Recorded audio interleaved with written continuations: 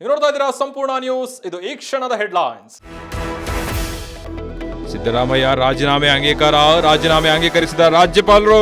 ಸಚಿವ ಸಂಪುಟ ವಿಸರ್ಜನೆ ಮಾಡಿದ ರಾಜ್ಯಪಾಲರು.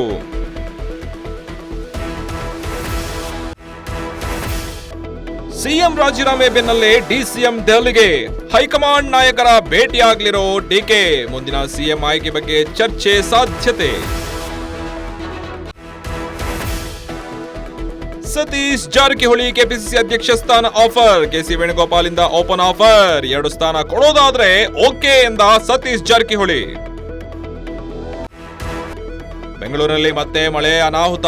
ರಸ್ತೆಗಳಲ್ಲಿ ಮರ ಬಿದ್ದು ಅವಾಂತರ. ಇನ್ನು 3 ದಿನ ಮಳೆಯ ಮುನ್ಸೂಚನೆ.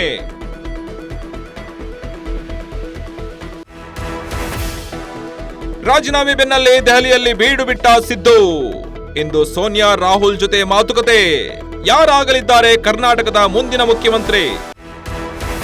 ಇದಾಗಿತ್ತು ಈ ಕ್ಷಣದ ಹೆಡ್ಲೈನ್ಸ್. ನಿರಂತರ ಸುದ್ದಿಗಾಗಿ ನೋಡ್ತಾ ಇರಿ ಸಂಪೂರ್ಣ ನ್ಯೂಸ್. ಇದು ನೊಂದವರ ಧ್ವನಿ.